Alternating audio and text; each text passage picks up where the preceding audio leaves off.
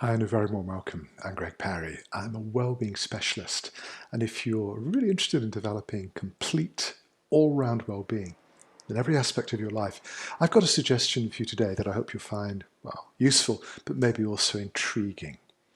Because we live in a society that places a huge emphasis on the quality of our minds. We have enormous respect for people who are acclaimed as having a brilliant mind. And that's important. Our intellectual prowess has led us to become the dominant species on the planet, at least for now. But there are older traditions which teach us that while it's very important to develop our minds, to think logically and clearly about the challenges we face, there is a huge, often hidden aspect to our consciousness that leads directly to our well-being, and that's our body. And we usually ignore the body, or it comes in second or third place after the issues which we tend to focus on with our minds. What do I mean? Well, the message today is very simple. I'd like you to become a little bit more aware of how your body is reacting. In a lot of traditions, traditions which exist to this day, there is a delightful emphasis on listening to the heart. What does that mean? Well, it just asks us to become more aware, more intimately connected with our emotional base. In other words, how do we feel? Now, I have to remind you that most people are actually uncomfortable with their feelings. They tend to be they're random, chaotic, and can bring all kinds of unpleasantness in their wake. But what I'm asking you to do is to become more aware for a few moments of how your body is responding. Responding to the events around you, responding to your thoughts and feelings. Because if you really want to get a clearer understanding of how your life is functioning and evolving, your heart is a pretty good litmus test for discovering what's really going on. It isn't just the heart, it's just a convenient metaphor for us to use. Although people often report that when they begin to explore their feelings, there is often a strong reaction here around the heart base. When people have stress, this is one of the places where they feel the constriction, not just in the chest, but also in the back. When you begin to pay attention to how you're reacting, to how you're feeling, you can get an enormously powerful insight into your deeper reactions to whatever's going on. Part of the mission, of course, is to bring your mind and your heart into alignment. In other words, what you're thinking and what you're feeling are congruent. They match. They're the same. So what we think, what we feel, and what we do are following the same track.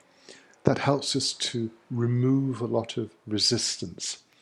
We quite often live life with one foot placed firmly on the brake pedal, with the other foot on the accelerator. The brake is often our emotional reaction. The accelerator could be described as our mind. We need to have those functions working in harmony, working together at the same pitch, same pace, same direction. It only takes a few moments just to stop, to breathe and feel. How is your body reacting? As I mentioned a moment ago, it isn't limited to the heart center.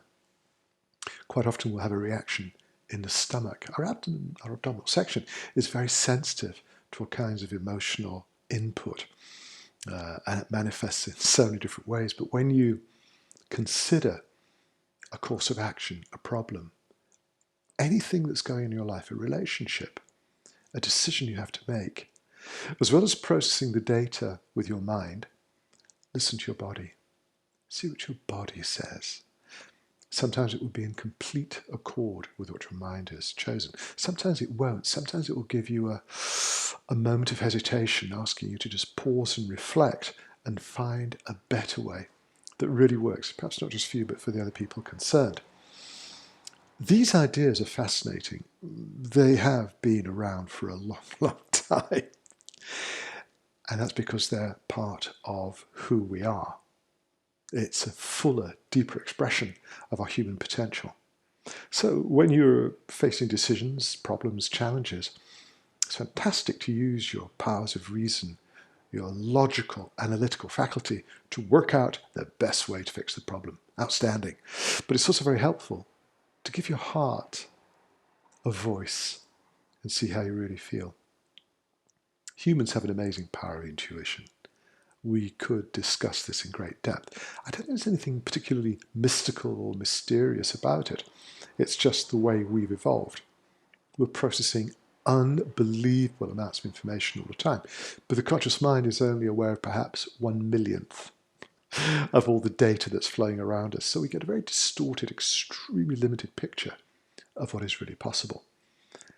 Our bodies are perhaps a little bit more sensitive. They will tell us what is appropriate, what is perhaps the best course of action. My suggestion for you today is to just take a few moments to breathe, pause, relax. Just get in touch with what your heart is saying. Sometimes during a meeting, people will have quite strong physical reactions that they're not really aware of, in the sense that they haven't made the connection between what's taking place in the meeting and how their bodies are responding. We're going to explore this subject in more depth, perhaps during this week. But in the meantime, I just want you to consider listening more carefully to your body. In ancient traditions, the body was granted the credit of having enormous natural wisdom. It would be a waste if we didn't pay attention to what it had to teach us. If you've got any comments, any observations, anything you'd like to talk about, you know what to do. My address is in the description, and I'd love to hear from you. In the meantime, I'm looking forward to being back with you again tomorrow, and I'm wishing you a wonderful day. Listen to your body.